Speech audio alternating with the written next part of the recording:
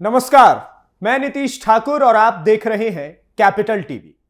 Supreme court के वकील और PIL man of India Ashwini Upadhyay ने भारत में संविधान की शपथ लेने वाले 5000 सांसद विधायकों की पोल खोल करके रख दी है और बता दिया है कि कैसे हमारे देश में संविधान के अंदर सेक्युलरिज्म शब्द को जानबूझ करके घुसाया गया, जबकि उसका कहीं दूर दूर तक अस्तित्व नहीं था। बताया कि कैसे हमारे देश के सांसद विधायक अपनी जिम्मेदारियों से मुंह मोड़ के भागते रहते हैं, और तो और कैसे सनातनियों के साथ हिंदुओं के देश में ही छलावा हो रहा है। इस बारे में भी उन्होंने बताया कि कैसे संविधान के निर्माण के समय में संविधान की किताब में भगवान राम की तस्वीर थी, भगवान नटराज की तस्वीर थी और भी कई हिंदू देवी देवताओं की तस्वीर थी जिन्हें संविधान से हटाया गया है। आप सुनिए उन्होंने संविधान के साथ हुए छलावे को लेकर के क्या कुछ कहा। आप किसी पार्टी, संगठन या नेता के गुलाम नहीं हैं और आप स्वतंत्र होकर सोचते हैं, स्वतंत्र होकर लिखते हैं, स्वतंत्र होकर बोलते हैं, तो इस वीडियो को अंत तक देखिए और जो आपको ठीक लगे उसको कमेंट में जरूर लिखिए। भारत संविधान से चलता है, न बाइबल से चलता है, न कुरान से चलता है। संविधान का मतलब होता है समान विधान, सबके लिए एक समान विधान। और भारत में 5000 सांसद, विधायक, मंत्री हैं जो संविधान की शपथ लेते हैं। इस 5000 सांसदों, विधायकों में से, मंत्रियों में से किसी एक सांसद, विधायक, मंत्री ने आज तक ये कहा कि हाँ, देश आज़ाद हो चुका है, भारत का विभाजन मजहब के आधार पर हो चुका है, संविधान का मतलब समान विधान है, फिर मजहब के आधार पर नियम कानून खत्म होना चाहिए, मजहब के आधार पर आयोग मंत्रालय खत्म होना चाहिए, मजहब के आधार पर बोर्ड ट्रिब्यूनल खत्म होना चाहिए, मजहब के आधार पर लोन वजीफा बंद होना चाहिए और सबके लिए एक देश एक विधान होना चाहिए। भारत का संविधान जब बना था तो इसमें भगवान श्री राम, भगवान श्री कृष्ण, हनुमान जी के, भगवान नटराज के, गौतम बुद्ध के, भगवान महावीर के, छत्रपति शिवाजी महाराज के, गुरु गोविंद सिंह के चित्र थे। भारत में 5000 सांसद, विधायक हैं। उसमें से कोई एक सांसद, विधायक बताइए जिसने संसद या विधानसभा में खड़े होकर कहा हो कि जो संविधान के चित्र थे वापस आने चाहिए। भारत के संविधान बनाते समय 7 बार सेकुलर शब्द के ऊपर चर्चा हुई थी, फिर भी सेकुलर शब्द को रिजेक्ट कर दिया गया था। उसके बावजूद इमरजेंसी के दौरान भारत के संविधान में सेकुलर शब्द जोड़ दिया गया। कोई एक सांसद, विधायक बताइए जिसने संसद या विधानसभा में खड़े होकर कहा हो कि भाई ये सेकुलर शब्द हटना चाहिए, जब हमारे संविधान निर्माताओं ने इसको नहीं जोड़ा तो हमें क्या जरूरत है इसकी, इसको जोड़ने से क्या फायदा, क्या हो रहा है। भारत के संविधान में जो व्यवस्था दी गई है कि भारत में समान शिक्षा होगी, समान नागरिक संहिता होगी, किसी एक सांसद, विधायक ने उसको लागू करने की मांग किया संसद, विधानसभा में? आज तक हमने भगवत गीता को राष्ट्रीय ग्रंथ घोषित नहीं किया, हमने रामायण को राष्ट्रीय ग्रंथ घोषित नहीं किया, जबकि भगवत गीता और रामायण धार्मिक ग्रंथ है।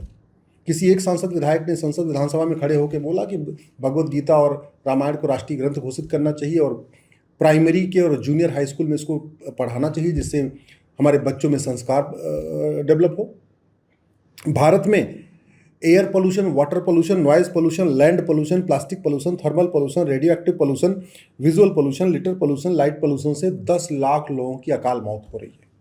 पोल्यूशन से 10 तरीके के पोल्यूशन है, उससे साल में 10 लाख लोगों की अकाल मौत हो रही है। और एकाएक भी नहीं हो रही है, ऑल ऑफ सडन भी नहीं हो रही है।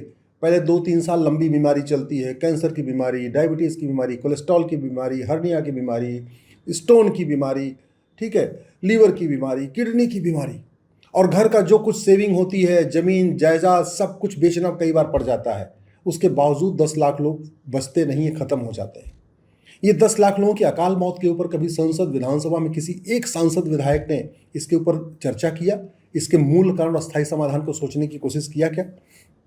भारत में माइनॉरिटी कमीशन चल रहा है, माइनॉरिटी फिल्म मिनिस्ट्री चल रही है, माइनॉरिटी के नाम पे लोन, माइनॉरिटी के नाम पे वजीफा, माइनॉरिटी के नाम पे स्कूल, माइनॉरिटी के नाम पे कॉलेज, माइनॉरिटी के नाम पे यूनिवर्सिटी। लेकिन माइनॉरिटी कौन होगा आज तक इसको डिफाइन नहीं किया गया, परिभाषित नहीं किया।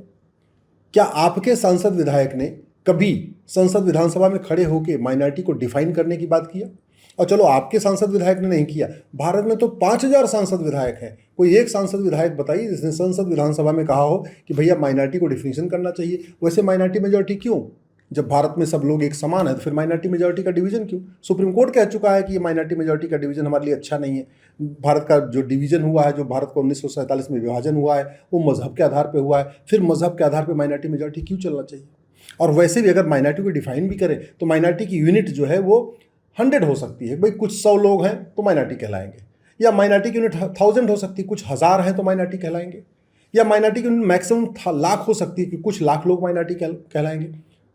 करोड़ तो माइनॉरिटी की यूनिट नहीं हो सकती ना। दुनिया के 200 देशों में 150 देशों की जनसंख्या 1 करोड़ से कम है, तो फिर भारत में जो लोग 1 करोड़ से ज़्यादा है माइनॉरिटी कैसे हो सकते हैं? तो कभी इसके ऊपर आपके सांसद विधायक ने या भारत में जो 5000 सांसद विधायक हैं उसमें से किसी एक सांसद विधायक ने संसद या विधानसभा में इसके ऊपर चर्चा किया क्या?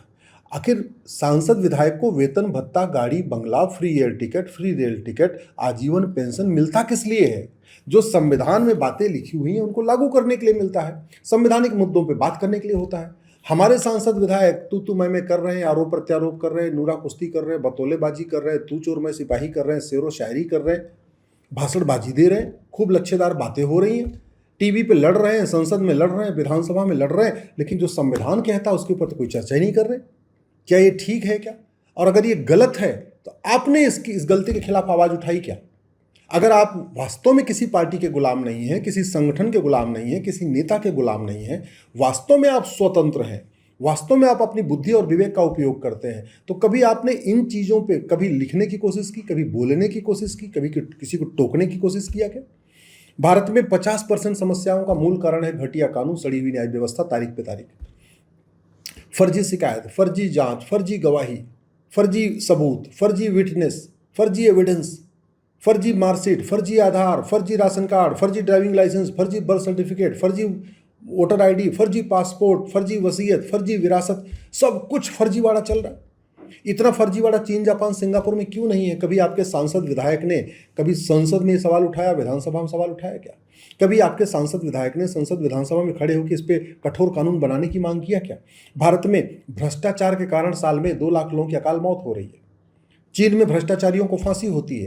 कभी आपके सांसद विधायक ने या 5000 सांसद विधायक में से किसी एक सांसद विधायक ने संसद विधानसभा में चीन जैसा कानून, भ्रष्टाचार विरोधी कानून भारत में लागू करने की मांग किया क्या? चीन में 100% प्रॉपर्टी जब्त होगी, चीन में नागरिकता खत्म की जाती है, चीन में फांसी दी जाती है भ्रष्टाचारियों को। ऐसा कानून भारत में भी होना चाहिए। किसी एक सांसद विधायक ने बात किया क्या? आपको समाजवाद की घुट्टी पिलाई जाएगी, अंबेडकरवाद की बात की जाएगी, लोहियावाद की बात की जाएगी, गांधीवाद की बात की जाएगी, कभी पेरियारवाद की बात की जाएगी, कभी नेहरूवाद की बात की जाएगी। ऐसे आपको लोग भ्रमित करते रहते हैं और आप भ्रमित होते रहते हैं, आप इन लच्छेदार भाषणों में पड़े रहते हैं। कभी आपने सोचा कि वास्तव में जो होना चाहिए वो हो रहा है कि नहीं हो रहा?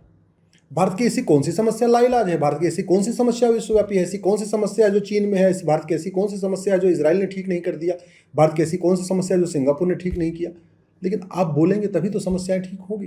तू मैं करने, आरोप प्रत्यारोप करने से, नेताओं के भाषण देने से कोई समस्या ठीक नहीं होगी। भारत में रोड एक्सीडेंट के कारण साल में 2 लाख लोग मर रहे हैं। क्या पता आपके रिश्तेदार, आपके नातेदार, आपके कोई जान पहचान वाले का भी रोड एक्सीडेंट हुआ हो। कभी आपने सोचा रोड एक्सीडेंट होता क्यों है? रोड एक्सीडेंट का मूल कारण है भ्रष्टाचार और जनसंख्या विस्फोट। सड़क पर ज़्यादा भीड़ होती है तब रोड एक्सीडेंट होता है, या सड़क में बार बार गड्ढे हो, सड़क की डिज़ाइन खराब हो, सड़क में बार बार उसमें जंप हो रहा हो, तब एक्सीडेंट होता है। तो ये 2 लाख लोगों की रोड एक्सीडेंट में मौत हो रही है। इसके ऊपर 5000 सांसदों विधायकों में से कोई एक सांसद विधायक कभी संसद विधानसभा में खड़े होकर बोला कि भैया इसका मूल कारण क्या है, स्थायी समाधान क्या है? जितना रोड एक्सीडेंट भारत में हो रहा है इतना चीन, जापान, सिंगापुर में क्यों नहीं हो रहा है? इसके ऊपर चर्चा करने की कोशिश किया? कोई प्राइवेट मेंबर बिल पेश किया? कोई 0 आवर में उठाया? कभी क्वेश्चन आवर में उठाया क्या? भारत में जमीन विवाद में साल में 2 लाख लोगों की मौत हो जा रही है। क्यों? क्योंकि हमारा जो लैंड वाला कानून है महा घटिया है, महा सड़ा हुआ है। भारत में इतना सड़ा हुआ कानून है कि 100 रुपये चोरी हो जाए तो FIR हो जाएगा, लेकिन 100 बीघे ज़मीन पे कोई कब्जा कर ले तो FIR नहीं होती।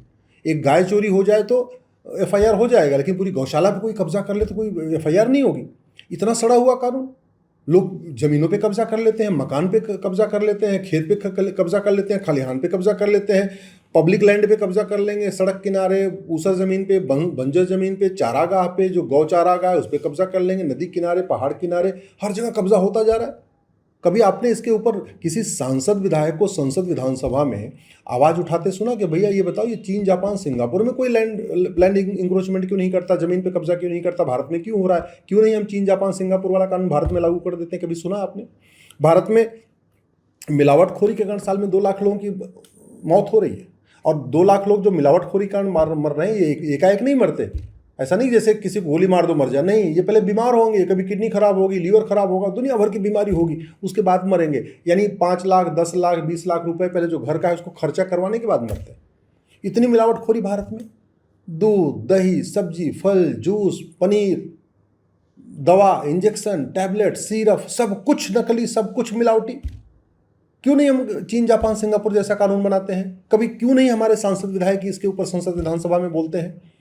इसलिए कहता हूं अब समय आ चुका है, जागो हिंदू जागो कहने से बात नहीं बनेगी। अब बोलना पड़ेगा जागो सांसद जागो, जागो विधायक जागो, जागो मंत्री जागो, जागो सरकार जागो। भारत में 1000 बेटियां पर डे लव जिहाद का शिकार हो रही हैं। 5000 सांसद विधायक हैं, उसमें से कोई एक सांसद विधायक बताइए जिसने लव जिहाद करने वालों की प्रॉपर्टी जब्त करने, नागरिकता खत्म करने और साल भर के अंदर आजीवन कारावास की सजा देने के लिए कानून बनाने की मांग किया हो। प्रतिदिन 1500 परिवारों का धर्मांतरण हो रहा है। एक परिवार में 7 आदमी मानिए तो प्रतिदिन 10,000 हिंदुओं का धर्मांतरण हो रहा है, यानी साल में 40 लाख हिंदुओं का धर्मांतरण हो रहा है। आतंकवाद से बड़ा खतरा धर्मांतरण है, क्योंकि आतंकवाद से केवल हिंदू कम होता है, धर्मांतरण से तो हिंदू कम भी होता है, हिंदुओं के दुश्मनों की संख्या भी बढ़ती है। कोई एक सांसद विधायक बताइए जिसने संसद विधानसभा में कहा हो कि धर्मांतरण को देशद्रोह घोषित करना चाहिए, धर्मांतरण को राष्ट्र की सुरक्षा के लिए खतरा घोषित करना चाहिए, धर्मांतरण को ऑर्गेनाइज क्राइम डिक्लेयर करना चाहिए और धर्मांतरण कराने वाले और उनके मददगारों पे एनएसए लगाना चाहिए, यूएपीए लगाना चाहिए, ऑर्गेनाइज क्राइम की धारा लगाना चाहिए, वेजिंग वॉर की धारा लगाना चाहिए, देशद्रोह लगाना चाहिए। जो लोग धर्मांतरण कराते हैं और उनकी मदद करते हैं, जो उनको फंडिंग कर रहे हैं, ऐसे लोगों की 100% प्रॉपर्टी जब्त होना चाहिए, इनकी सिटीजनशिप खत्म होनी चाहिए और इनको कम से कम 20 साल सजा होनी चाहिए। किसी एक सांसद विधायक ने बताइए जिसने संसद विधानसभा में आवाज उठाई हो। भारत में जमीनों पे जबरदस्त कब्जा हो रखा है। 100 लाख एकड़ जमीन पे कब्जा हो रखा है। 40 लाख एकड़ जमीन पे वक्फ बोर्ड कब्जा करके बैठा हुआ है। 40 लाख एकड़ जमीन पे चर्च मिशनियां कब्जा करके बैठी हुई हैं। 20 लाख एकड़ जमीन पे मजार, दरगाह, पक्का कब्रिस्तान बना के कब्जा किया हुआ है। कोई एक सांसद विधायक बताइए जिसने संसद विधानसभा में कहा होगा कि मजार, दरगाह, पक्का कब्रिस्तान बनाना हराम है। Arab, Dubai, Kuwait, Bahrain, Abu Dhabi में एक भी मजार नहीं, एक भी दरगाह नहीं, एक भी पक्का कब्रिस्तान नहीं, तो फिर भारत में क्यों बनता जा रहा है? क्यों किसी एक व्यक्ति ने बोला कि अवैध निर्माण करने पे और जमीन पे कब्जा करने वालों को कम से कम 10 से 20 साल सजा देने के लिए कानून बनना चाहिए? किसी एक सांसद विधायक का नाम बताइए इसने बोला हो। तो तू मैं करने से, आरोप प्रत्यारोप करने से, नूरा कुश्ती करने से, बतौलेबाजी करने से कोई समस्या ठीक नहीं होगी। ये सवाल समाजवाद, लोहियावाद, गांधीवाद, नेहरूवाद, अम्बेडकरवाद, पेरियारवाद पे चर्चा करने से कोई एक समस्या ठीक नहीं होगी। समस्या ठीक होगी नियम कानून बदलने से, समस्या ठीक होगी सिस्टम बदलने से। अब आप सोचिए कि आपके सांसद विधायक नियम कानून बदलने की, सिस्टम बदलने की बात करते हैं कि नहीं करते? और अगर आपके सांसद विधायक नहीं कर रहे हैं तो जो भारत में 5000 सांसद विधायक हैं उसमें से कितने करते हैं, इसकी आप खुद सोच लीजिए। भारत में साल में 2 लाख बच्चों का अपहरण हो रहा है। किसी एक सांसद विधायक ने बताइए इसके खिलाफ, जो अपहरण करता है, जो किडनैपिंग कर रहे हैं, ऐसे लोगों को फांसी देने के लिए कानून बनाने की मांग किया हो। भारत में सबसे ज़्यादा बच्चे पैदा हो रहे हैं दुनिया में, 90,000 बच्चे रोज पैदा हो रहे हैं। साल में 3.5 करोड़ बच्चे पैदा हो जा रहे हैं। 2 करोड़ घर बनता है, 10 करोड़ बेघर पैदा हो जाते हैं। 2 करोड़ लोगों को रोजगार मिल जाए, 10 करोड़ बेरोजगार पैदा हो जाते हैं। आधी समस्या का मूल कारण जनसंख्या विस्फोट है। किसी एक सांसद विधायक ने संसद विधानसभा में उठ के कहा हो भैया हम दो हमारे दो ठीक है, दूसरी बार जुड़वा हो जाए तो 3 बच्चे भी ठीक है, लेकिन जो चौथा बच्चा पैदा करेगा उसकी नागरिकता खत्म करने और उसकी सिटीजन उसको 10 लाख रुपए जुर्माना और 10 साल की सजा देने के लिए कानून बनना चाहिए। किसी एक सांसद विधायक ने मांग किया तो आप बताइए, तो फिर समस्या ठीक कैसे होगी जब 50% समस्याओं का मूल कारण जनसंख्या विस्फोट है। यहाँ समाजवाद, लोहियावाद, अम्बेडकरवाद, पेरियारवाद, गांधीवाद, नेहरूवाद पर चर्चा हो रही है, जनसंख्या नियंत्रण कानून के ऊपर चर्चा ही नहीं हो रही, तो फिर समस्या ठीक कैसे होगी? भारत में अलगाववाद, आतंकवाद है, चीन, जापान, सिंगापुर में तो नहीं है। भारत में साइबर फ्रॉड हो रहा है, 2 लाख लोगों का साल में खाता गायब कर देते हैं, बैंक खाली हो जा रहा है, उनका खाता खाली हो जा रहा है। चीन, जापान, सिंगापुर में इतना नहीं है। अश्लीलता परोसी जा रही है, फोहड़ता परोसी जा रही है, नग्नता परोसी जा रही है। सोशल मीडिया का ऐसा कोई प्लेटफॉर्म नहीं है जहाँ गंदे गंदे रील नहीं शेयर किए जा रहे हैं, गंदे गंदे वीडियो नहीं शेयर किए जा रहे हैं, चाहे ट्विटर हो, चाहे इंस्टाग्राम हो, चाहे फेसबुक हो, या जितने और भी प्लेटफॉर्म है। कौन रोकेगा इसको? इसको भारत की सरकार को रोकना है या अमेरिका, इजराइल, चीन की सरकार आके रोकेगी? आखिर कौन रोकेगा? कभी आपने सोचा इसके ऊपर? 5000 सांसदों विधायकों में किसी एक ने अश्लीलता, फुहड़ता, नग्नता को कंट्रोल करने के लिए, कानून बनाने के लिए संसद में या विधानसभा में कभी प्रश्न पूछा, सवाल उठाया, 0 आवर में सवाल उठाया या प्राइवेट मेंबर बिल पेश किया? क्या सांसदों विधायकों के पास अधिकार होता है, जब चाहे जिस विषय पे प्राइवेट मेंबर बिल पेश करते हैं, कानून बदलवाने के लिए मांग कर सकते हैं। भारत में आज भी मुगलों का मदरसा चल रहा है, मुगल चले गए फिर भी मदरसा चल रहा है, अंग्रेज चले गए फिर भी उनका कॉन्वेंट चल रहा है, उनका मॉन्टेसरी चल रहा है। देश आज़ाद हो गया लेकिन हमारा गुरुकुल शिक्षा व्यवस्था वापस आई नहीं, हमारी वैदिक शिक्षा व्यवस्था वापस आई नहीं। किसी एक सांसद विधायक का नाम बताइए जिसने कहा हो मुगलों का मदरसा बंद होना चाहिए, मैकाले का कॉन्वेंट मॉन्टेसरी बंद होना चाहिए और हमारी वैदिक शिक्षा व्यवस्था पूरे देश में लागू होनी चाहिए। One nation one education board, one nation one syllabus, one nation one curriculum, सब कृष्ण और सुदामा एक साथ पढ़ेंगे, मंत्री संतरी के बच्चे एक साथ पढ़ेंगे, गरीब अमीर के बच्चे एक साथ पढ़ेंगे, सबकी किताब एक होगी। एनसीईआरटी किताब हर जगह लागू हो जाएगी। लूटा जा रहा है, किताब के नाम पे लूटा जा रहा है, फीस के नाम पे लूटा जा रहा है। कोई एक सांसद विधायक बताइए जिसने बोला हो कि हाँ भाई पूरे देश में यूनिफॉर्म एजुकेशन सिस्टम होगा और फीस का जो है मैक्सिमम लिमिट तय कर दी जाएगी। अरे 4,000 रुपये महीने फीस, 5,000 रुपये महीने फीस, बच्चों की फीस, ये कोई मजाक है क्या?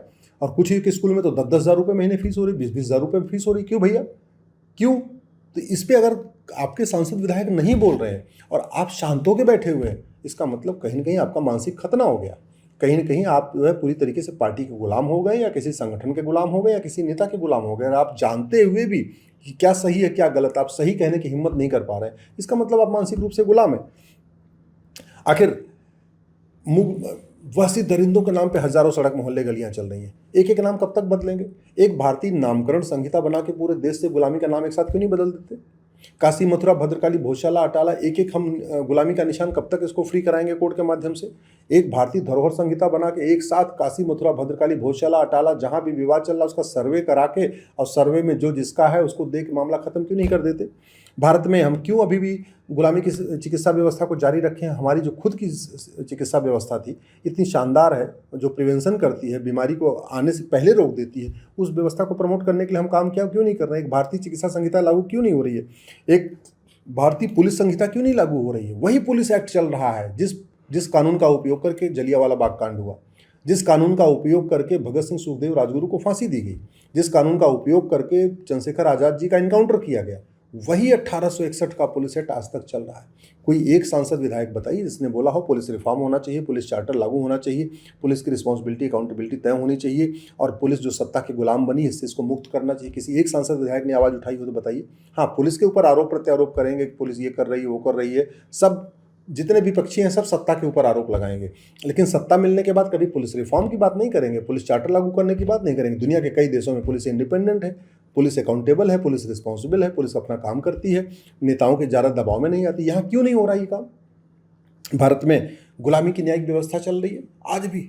कोई एक सांसद विधायक बताइए जिसने बोला हो कि भारत में जस्टिस विद इन ईयर होना चाहिए, एक इंडियन जुडिशल सर्विस एग्जाम होना चाहिए, जजों का अपॉइंटमेंट उसी आईजीएस के जरिए होना चाहिए, एक जुडिशल चार्टर लागू हो और पुलिस की जांच करने की टाइम लाइन सेट हो और मुकदमे के सुनवाई की टाइम लाइन सेट हो, फैसला देने की टाइम लाइन सेट हो और 1 साल के अंदर फैसला दिया जाए। किसी एक सांसद विधायक ने बताइए अगर ये मामला संसद विधानसभा में उठाया हो। गुलामी की प्रशासनिक व्यवस्था चल रही है, कोई भी सांसद विधायक इस पर बोलने के लिए तैयार नहीं। गुलामी की चुनाव व्यवस्था चल रही है, वही घटिया वाला police representation of people act चल रहा है, कोई एक व्यक्ति इस पर बोलने के लिए तैयार नहीं। गुलामी की टैक्स व्यवस्था चल रही है, कोई बोलने के लिए तैयार नहीं। गुलामी की व्यापार व्यवस्था चल रही है, व्यापार के नाम पे हुक्का बार, बियर बार, डांस बार, सट्टा बार, कैसीनो, पता नहीं क्या क्या खोला जा रहा है। इससे हमारे युवा पीढ़ी बर्बाद होगी, आबाद होगी, वो उसको अंदर संस्कार आएगा या डूबेगा, क्या होगा? कौन खुलवा रहा है? इस पर कभी चर्चा हुई क्या? किसी एक सांसद विधायक ने इसके ऊपर संसद विधानसभा में आवाज़ उठाया क्या? आज तक हमने भारतीय संपत्ति संहिता बनाया नहीं, प्रॉपर्टी को आधार से लिंक करने के लिए व्यवस्था किया नहीं, आज तक भारतीय बैंकिंग संहिता बनाई नहीं, वही अंग्रेजों के ज़माने वाला बैंकिंग वाला कानून चल रहा है, आज तक उसको बदला नहीं गया। जो 225 अंग्रेजी कानून आज भी चल रहे हैं, किसी एक सांसद विधायक ने इसको आवाज़ उठाया भाई अंग्रेजों द्वारा बनाए गए सभी कानून खत्म होने चाहिए। 1950 के बाद 50 देश विरोधी कानून बनाए गए, कोई एक सांसद विधायक बताइए जिसने संसद में खड़े होकर विधानसभा में कहा हो कि हाँ भाई जो देश विरोधी कानून बने इनको खत्म करना चाहिए। FCRA कानून, विदेशी फंडिंग आ रही है, 50,000 करोड़ की विदेशी फंडिंग आ रही है, कोई एक सांसद विधायक बताइए जिसने बोला हो कि ये विदेशी फंडिंग बंद होनी चाहिए। कोई एक सांसद विधायक बताइए जिसने संसद विधानसभा में कहा हो कि ये प्लेस ऑफ वर्शिप एक्ट खत्म होना चाहिए, ये बाबर, हुमायूं, तुगलक, गजनी, गोरी का जो इलीगल काम को लीगलाइज करने के लिए कानून बना ये खत्म होना चाहिए। भारत में 5,000 सांसद विधायक हैं, किसी एक सांसद विधायक को बताइए जिसने कहा हो कि भारत में एक राष्ट्रीय एकता अखंडता आयोग बनना चाहिए, एक राष्ट्रीय कृषि आयोग बनना चाहिए, एक राष्ट्रीय श्रमिक आयोग बनना चाहिए, एक राष्ट्रीय पर्यावरण आयोग बनना चाहिए। कोई 5,000 सांसद विधायक में से कोई एक सांसद विधायक बताइए जिसने मठ मंदिरों को फ्री कराने के लिए संसद विधानसभा में बिल पेश किया हो।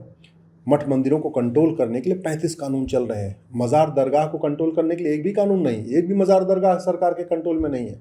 मज़ार और दरगाह और चर्च से सरकार 1 रुपये नहीं लेती है, मठ मंदिरों के 1 लाख करोड़ की प्रॉपर्टी सरकार कब्जा करके बैठी है। कोई एक सांसद विधायक बताइए जिसने इसको वापस करने के लिए किया हो। तो मेरा आप लोगों से आग्रह ये है, आपको जो बात ठीक लगती हो उसको कमेंट सेक्शन में लिखिए, आपको मेरी बात अगर ठीक लग रही है, इस वीडियो को अपने सारे ग्रुप में शेयर कर दीजिए। ट्विटर पे, फेसबुक पे, इंस्टाग्राम पे, जहाँ आपको शेयर करना है शेयर करिए। कोई कॉपीराइट नहीं है, जहाँ मन करे आप शेयर करिए और अपनी राय ज़रूर लिखिए। जब तक आप आम जनता मानसिक रूप से स्वतंत्र नहीं होगी, जब तक भारत की आम जनता नेताओं के गुलाम रहेगी, संगठनों के गुलाम रहेगी, पार्टियों के गुलाम रहेगी, तब तक आपको समाजवाद, लोहियावाद, गांधीवाद, अंबेडकरवाद की चूरन चटाई जाएगी। आपको कभी अंबेडकरवाद के नाम पे, कभी पेरियारवाद के नाम पे, कभी अगड़े पिछड़े के नाम पे, कभी दलित बनाम संवर्ण करके, कभी मराठी बनाम हिंदी करके, कभी गुजराती बनाम बंगाली करके, इसी तरीके से आपको भ्रमित किया जाएगा। काम की बात नहीं होगी। इसलिए अब समय आ चुका है, अपने सांसद विधायक को पकड़िए और लिखना शुरू करिए। जागो सांसद जागो, जागो विधायक जागो, जागो मंत्री जागो, जागो सरकार जागो। तो देखा आपने कैसे अश्विनी उपाध्याय ने उन नेताओं की धज्जियां उड़ा करके रख दी हैं जो भारत के अंदर बैठकर शपथ तो संविधान की ही लेते हैं, सांसद विधायक भी बनते हैं और समय पर उस संविधान को लेकर, इस देश के हिंदुओं को लेकर आवाज नहीं उठाते। केवल माइनॉरिटी के नाम पर मुसलमानों की गोद में जाकर के बैठ जाते हैं। माइनॉरिटी कमीशन में हो रहे छलावे को लेकर के भी अश्विनी उपाध्याय ने बहुत कुछ बताया। आपको कैसी लगी अश्विनी उपाध्याय के द्वारा बताई गई ये पूरी संविधान की जानकारी, हमें कमेंट बॉक्स में जरूर बताएं और इसी प्रकार की वीडियोस को देखने के लिए कैपिटल टीवी को सब्सक्राइब करें। धन्यवाद, नमस्कार, जय हिंद, जय भारत।